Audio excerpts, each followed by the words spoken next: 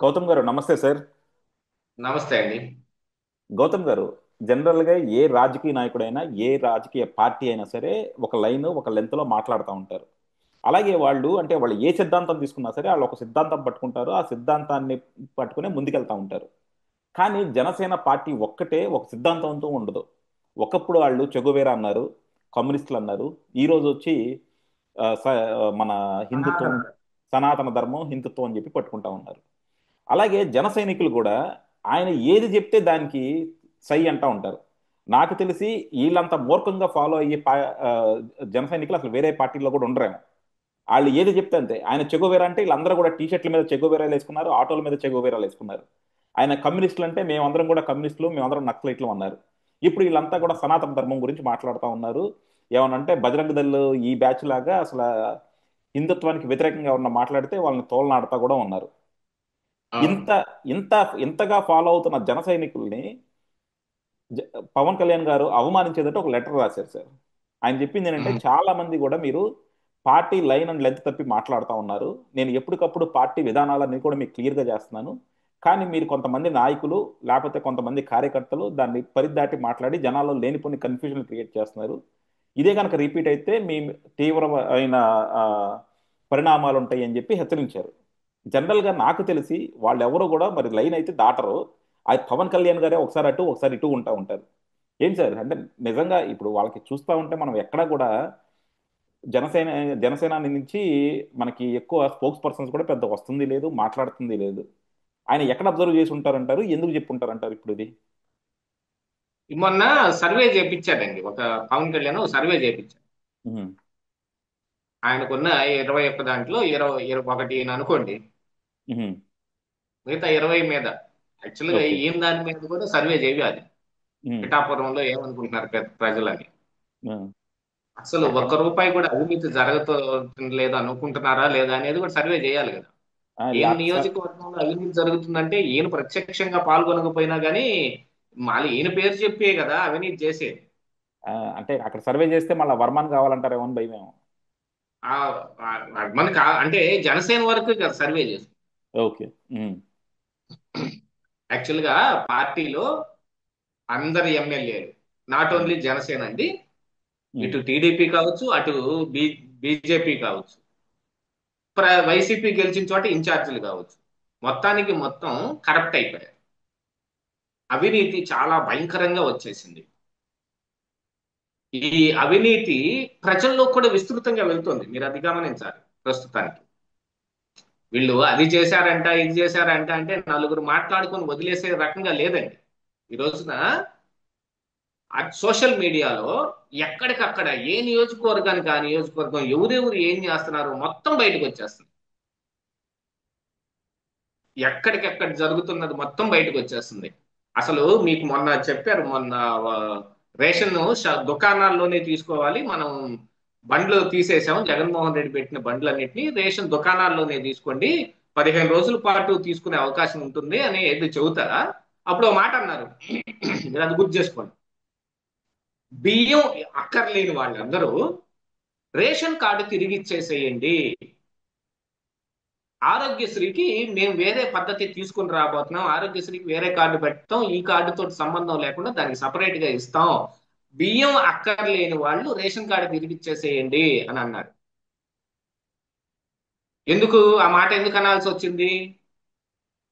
బియ్యం అక్రమ రవాణా ఎక్కడికక్కడ విస్తృతంగా విశృంఖలంగా జరుగుతుంది.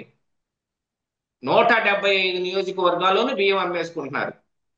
పిఠాపురం పవన్ కళ్యాణ్ నియోజకవర్గంలో కూడా బియ్యం అమ్ముడుపోతున్నాయి.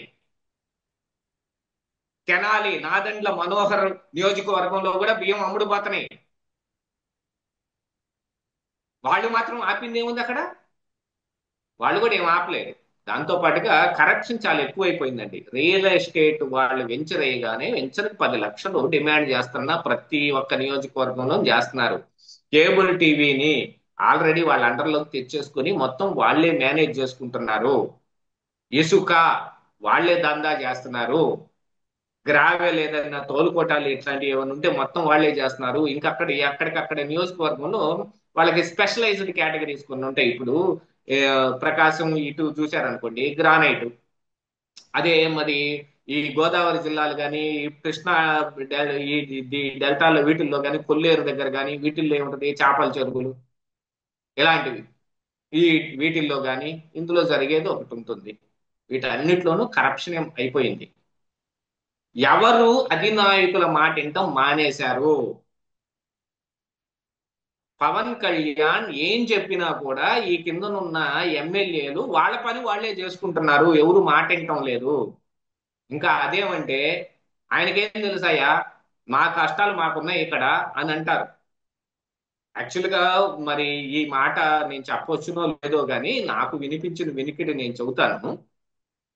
మరి తర్వాత ఇందులో ఎంతవరకు నిజం ఉందో అబద్ధం ఉందో తెలియదు, ఇది పుకారే. కాకపోతే జనసేన ఎమ్మెల్యే మా నోటి వెంట విన్న మాటే నేను ఆ మాట చెబుతాను. పవన్ కళ్యాణ్ తో ఒక డీలింగ్ జరిగి ఆయనకి పార్టీ బిల్డ్ చేసుకోవటానికి కానీ లేకపోతే ఇతరత్ర అవసరాలకు కానీ వేరే పార్టీ నడుపుకోవటానికి కానీ 500 కోట్ల రూపాయలు కూటమి తరపు నుంచి వచ్చాయి. ఇది నాకు ఒక జనసేన ఎమ్మెల్యే చెప్పిన మాటే. ఆయన 500 కోట్లు ఆ, దరిదాపుగా ఆయనకి చేరే ఇంకా ఆయనకేముంది, మరి ఇక్కడ నాశనం అయిపోతుంది మేం కదా అని వాళ్ళు అంటా ఉన్నారు. ఎవరు ఆ మాట వినటంలా కట్టు దాటిపోయారు. కేవలం జనసేన పార్టీయే కాదు, టీడీపీ పార్టీలోను బీజేపీ పార్టీలో కూడా కట్టు దాటిపోయారు. మంత్రులు వాళ్ళ ఇష్టానికి వాళ్ళు చేస్తా ఉన్నారు, ఎవరు మాట వినే స్థాయిలో లేరు. అలాంటిది ఇప్పుడు వాళ్ళు అది చేస్తా ఉంటే కిందనున్న నాయకత్వం అంటే ఇప్పుడు పవన్ కళ్యాణ్ అధినాయకుడు అనుకోండి, ఆ తర్వాత నాగబాబు ఉన్నాడో లేదో సెకండ్ పొజిషన్ లో మనకి తెలియదు కానీ మంత్రిగా ఉన్న మరి నాదెండ్ల మనోహర్ గాని కందులు దుర్గేష్ గాని ఇది సెకండ్ గ్రేడ్ నాయకత్వం అనుకుంది, ఎందుకంటే మంత్రి పదవి ఉంది కదా పోర్ట్ఫోలియో. అయితే ఆ తర్వాత ఎమ్మెల్యేలు అనుకుంటే దాని తర్వాత కింది స్థాయి నాయకత్వం ఉంది. వాళ్ళు నామినేటెడ్ పదవులు ఆశించే వాళ్ళు కావచ్చు, లేకపోతే రేపు ఇక్కడ స్థానిక సంస్థలు జరిగితే ఎంపీపీ నాకు ఇవ్వాలా జెడ్పీపీ నాకు ఇవ్వాలా అని కోరుకునే వాళ్ళు కావచ్చు. ఇక మార్కెట్ యార్డ్ చైర్మన్ లాంటివి లోకల్ గా ఉండే వాటిని తెలుగుదేశం పార్టీ కాదు మాకే ఇవ్వాలని కోరుకునే వాళ్ళు కావచ్చు. ఇక ఆ తర్వాత కార్యకర్తలు, పైన పవన్ కళ్యాణ్ కింద కార్యకర్త అని అనుకునే కార్యకర్తలే మొత్తం, అంతా మేమే అని అనుకునే వాళ్ళు కార్యకర్తలు. వాడికి ఎక్కడన్నా చిన్న ఇది రాగానే మాకేం పని చేయటం లేదు ఈ ఎమ్మెల్యే ఉత్తి దరిద్రుడు అంటాడు. వీళ్ళందరూ కూడా ఈ రోజున బయటకు వచ్చి మాట్లాడటం మొదలు పెట్టారు. అది ఇప్పుడు పవన్ కళ్యాణ్ ఈ లెటర్ కి ఉన్న వెనకున్న మెయిన్ ఉద్దేశం. ఎవడికి ఎన్ని గోళ్ళైనా ఉండనివ్వండి, మీకు ఎన్ని సమస్యలైనా రానివ్వండి, మీరు ఏమైనా అవ్వనివ్వండి, బయటకు వచ్చి మాత్రం ఎవరు మాట్లాడొద్దు. ఇది పవన్ కళ్యాణ్ లెటర్ సారాంశం అండి. కట్టు దాటిపోవద్దు అని.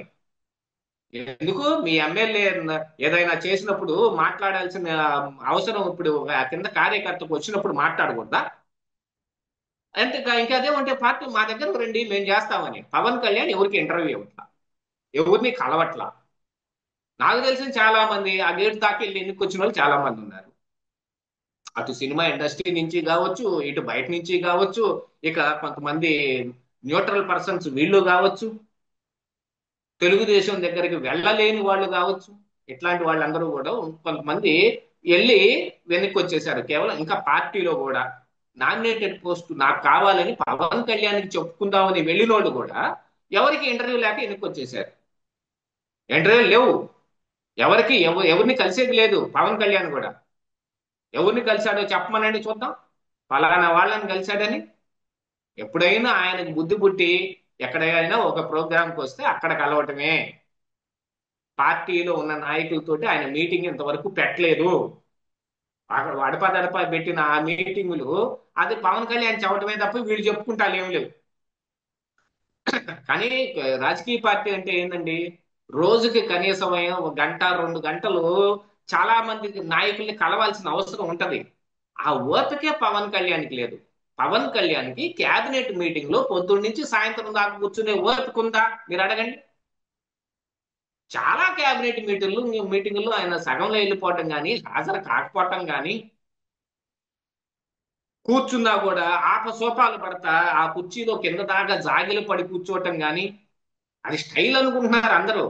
స్టైల్ కాదండి, అది ఓపిక లేకపోవడం. అంతసేపు కూర్చునే ఓపిక లేదు ఆయనకి పాపం.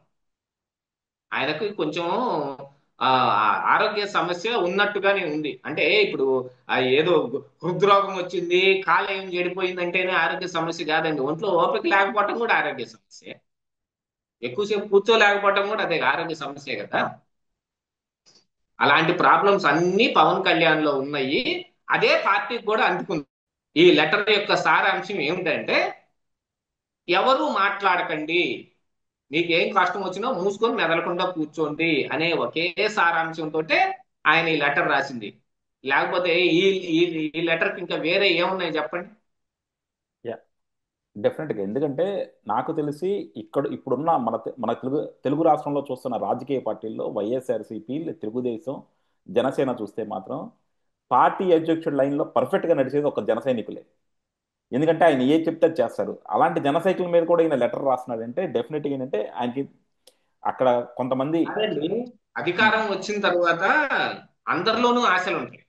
అదే ఎగ్జాక్ట్లీ వాళ్ళు ఏంటంటే ఎమ్మెల్యేలు వీళ్ళు వీళ్ళు చేస్తున్నారు తప్ప కింద ఉన్న నాయకులు అంటే మాత్రం అందరూ కూడా ఇప్పుడు విస్మరించారు.